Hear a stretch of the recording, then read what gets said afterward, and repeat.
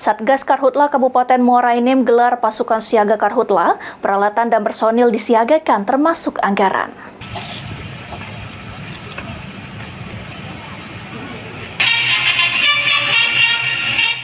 Satgas Kebakaran Hutan dan Lahan Kabupaten Muara Enim melakukan gelar pasukan siaga Karhutla di Lapangan Merdeka Kota Muara Enim yang dipimpin langsung oleh PJ Bupati Muara Enim.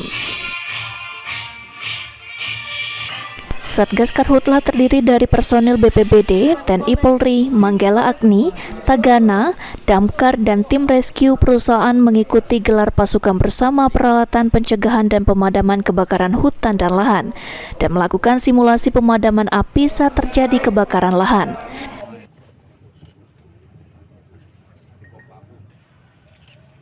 PJ Bupati Muara Enim Hengki Putrawan mengatakan, gelar pasukan yang dilakukan sebagai bentuk kesiapan Satgas Karhutla dalam menangani kebakaran lahan. Semua kesiapan personil dan peralatan harus memadai untuk pencegahan dan penanggulangan kebakaran lahan, baik lahan milik perusahaan maupun masyarakat desa. Untuk peralatan sudah cukup memadai dengan personil yang ditempatkan di posko pemantau dan posko induk.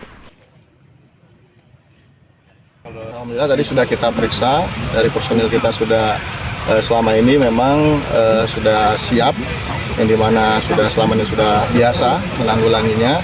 Terus peralatan tadi sudah mencukupi, tetapi walaupun sudah mencukupi, saya sudah bilang ke kepala BPBD bahwa kalau memang kekurangan nanti kita siapkan dan kita anggarkan di APBD.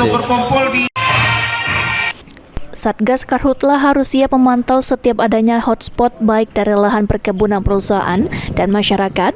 Selain itu, pihak perusahaan memiliki kewajiban untuk berperan serta dalam pencegahan dan penanggulangan Karhutla di wilayah Muara Enim. Mardian Syapal TV.